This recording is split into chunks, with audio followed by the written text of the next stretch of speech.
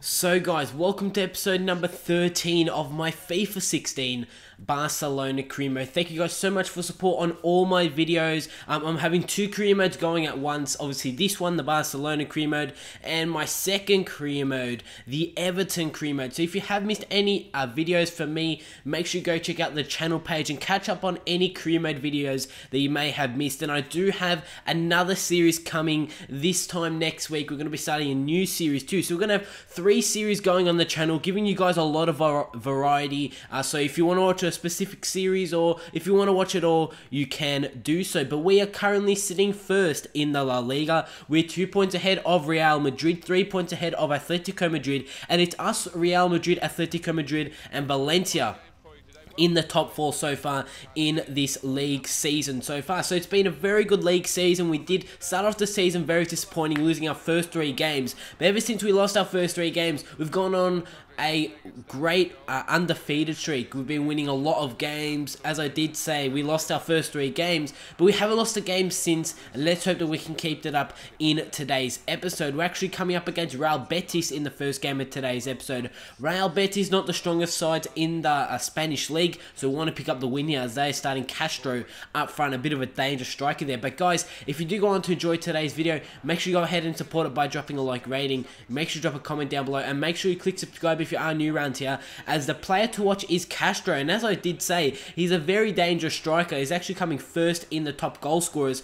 so far this season, and I don't know if you guys noticed it, but in the top 5 top goal scorers in the La Liga season, Lacazette is actually in 5th, so it's very nice to see that Lacazette, he's playing well. Obviously Suarez is our starting 11 striker, but Lacazette is just behind him. But Real Betis did have the first chance in this game in the early stages, as they did hit the crossbar, but in the 27th minute we're gifted a penalty. Yes, Jordi Alba did go down inside the box, and we do have a penalty here, and it is actually the Real Betis midfielder. I thought it was actually their centre-back while I was actually playing the game, but it was actually their midfielder who actually did receive a red card there. And now we have the opportunity in the 31st minute to give ourselves the 1-0 advantage in the early stages of this game. Jordi Alba did get taken down.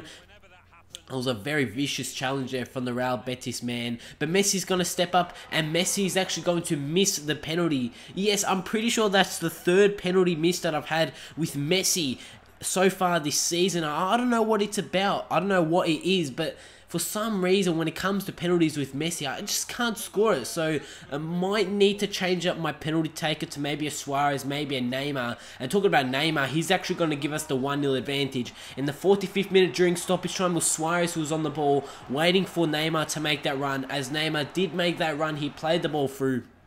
He did a fake shot to sort of confuse the defender, and then finessed that one into the back of the net. As in the 65th minute, ball gets played to Mario Götze. He plays it through to Luis Suarez, and Suarez is actually going to make a Barcelona to Real Betis nil. We've now taken the 2-0 advantage in this game. So now we've got a 2-goal gap. Maybe try and make it a 3. Let's hope that we can do so, as it's Messi on the ball who does get around one defender. Messi's actually going to play it inside to Sergio Busquets. It's Busquets with the shot. He's actually going to hit the post. So very unlikely goal scorer there. Sergio Busquets almost makes a 3-0, but the game is going to end Barcelona 2, Real Betis 0, and it is a fantastic way to kick off today's episode. Also in today's episode, guys, we're going to have the transfer window, the January transfer window in today's episode also, so it's nice to see that we are getting through this career mode very quickly. So we are training Meunier yet again. I did start off the episode by training him. He's almost a 77 overall already,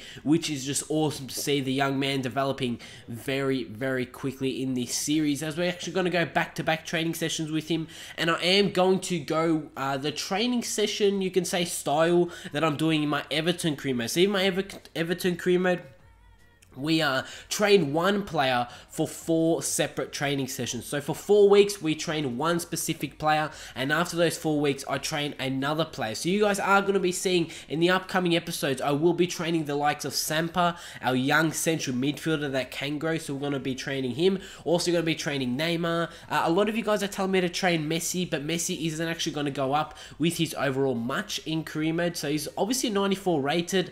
Can he go up to a 95, maybe a 96? maybe that's something we're going to look to discover in this career mode. But as I said, we're actually in the January transfer window here, as Manchester City come with the offer to bring Luis Suarez back into the Premier League. So obviously he was at Liverpool, did get sold to Barcelona. Man City want to bring him back into the Premier League, but I do just reject all offers and disallow future offers, as I am going to loan list and transfer my young players. So some players are going to go out on a short-term loan. Some players are going to go out on a 2-season loan. Something that I did do in my Everton career mode, but I actually forgot to do it at the start of this career mode when FIFA 16 did just get released. So I am looking to loan out my young players, those players that aren't going to play this season, and those players that really just going to sit on the reserves and not really do too much. As a player that I have been seeing heavily requested in the comment section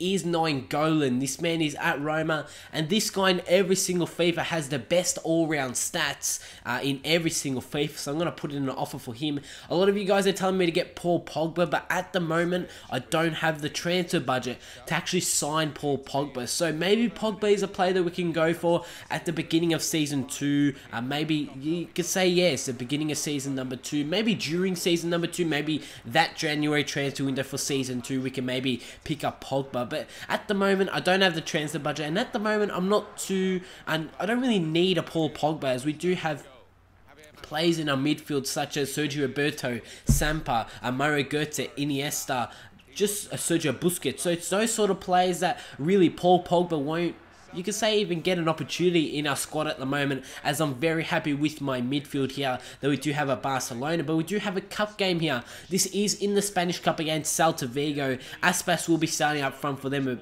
another dangerous striker for our Celta Vigo. So coming up against Celta Vigo, this is in the Copa de España, so the Spanish Cup, and in the 11th minute we're going to look to try and get in the lead, as Messi actually whips in a cross, and his cross is going to fall straight back to him from the corner. Does a skill move to get around one defender, does a fake shot to get around another one, and look at that, guys, me doing a skill run with Messi. You guys, from my career mode videos, from all my videos, don't really see me doing any skill moves, but look at that, guys, I almost got a skill run goal with Messi. Just imagine how good that goal would have been if he did score, but he was denied from the Celta Vigo goalkeeper.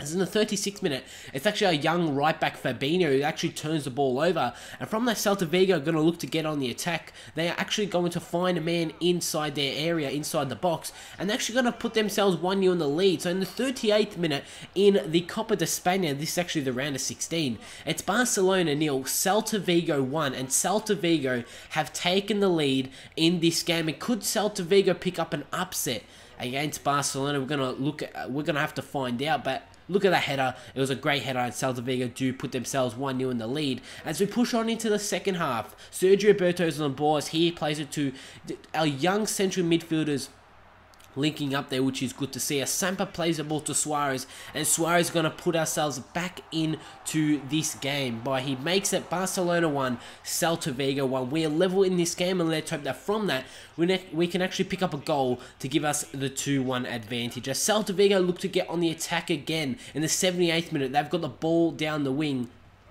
Celta Vigo played very well in this game, and as you can see, they had a fantastic chance to make it 2-1. Their man did get around a couple of our defenders. He played the ball inside, really cut it back. I want to say Aspas did take the shot there, and his shot does go way over the goal, but what a chance that was, really wasting the opportunity there were Celta Vigo's. In the 89th minute, it's Sampa on the ball as he plays with Luis Suarez, who plays it inside to Adar Turan, and Turan's going to make a Barcelona 2, Celta Vigo 1, and now in the 90th minute, right at the end of the game, Turan's going to pick up a goal, and we're actually going to win this game. It's Barcelona 2, Celta Vigo 1 at full time, and we pick up a win. Turan picking up the goal there to give us the 2-1 win, and he's been playing very well so far this season. He's not going to break into our starting 11, but he is a good player. Whenever we need him to play, he does do very well, and also picks up quite a lot of goals for us, which is awesome to see. So as I did say, a 2-1 win, as we are going to advance even more in the January transfer window, as we do receive an offer for Lacazette. Yet again, Manchester City really looking at our strikers. They did put in an offer for Luis Suarez. Now they're putting in an offer for Lacazette, and I am just going to reject it. I don't want to get rid of Lacazette. He's been playing very well so far this season, as Juventus come with a £30.5 million bid in for Jordi Alba, and this was an offer I was considering to accept. You guys can see that his value is only 24 million. It was a very good offer there from Juventus, but I decided, if we were to sell Jordi Alba, what other left backs could we bring in? Maybe we could bring in David Alaba, but I don't really want to bring in Alaba. Jordi Alba has been playing well, and there's really no need to sell Jordi Alba in the left back position. There's no need to bring in another left back, as we do have some solid also backup left backs in our squad already. So there's no need to get rid of Jordi Alba, as we are doing the contract here for Nainggolan. You guys did see that we actually didn't have the funds for him. He wants 150,000 per week, and that is way out of my wage budget. I was not going to spend 150,000 per week for Nainggolan, so I'm just going to offer him 100,000. Let's hope they can accept that.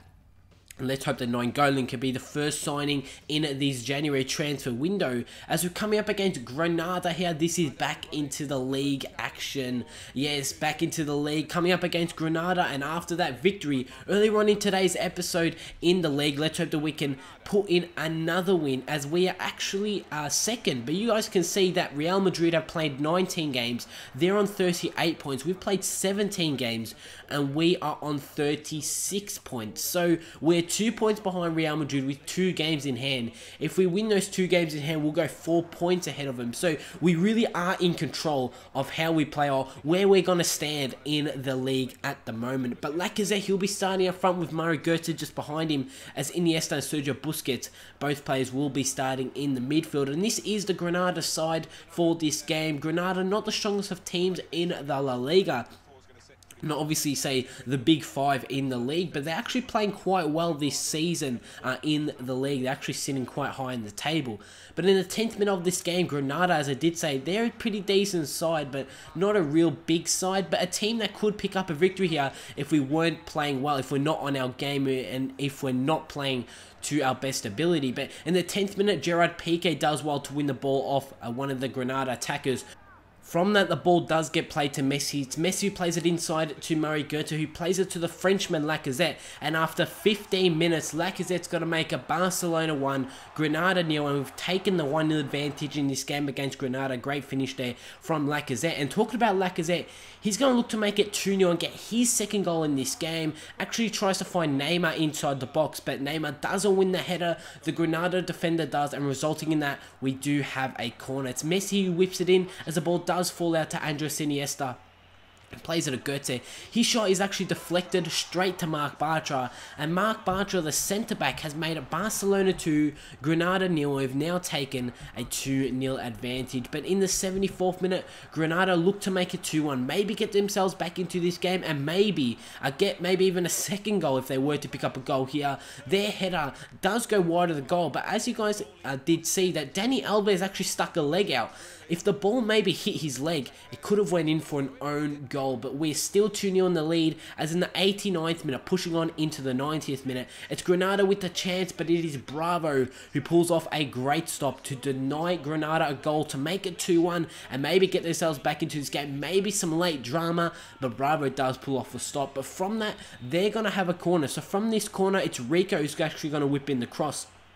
He actually whips it in, and he does find one of their men, and it is Barcelona 2, Granada 1. So Granada have got a goal back from that corner into the front post. The header's gone into the back of the net. It's 2-1. Could Granada maybe get a goal back, maybe make it 2-2 and get a shock result here, and still 2 points against us, and maybe both teams come away with 1 point? But no, the game has gone down Barcelona 2, Granada 1. But guys, if you did enjoy today's video, make sure you go ahead and drop a like rating. Catch up on any videos that you may have missed from me on the channel. Make sure to drop a comment down below that I could respond to, and also click subscribe if you are new around here. Tomorrow we're going to have another episode of the Everton career mode, so make sure you don't miss that, and I'll see you all on my next video.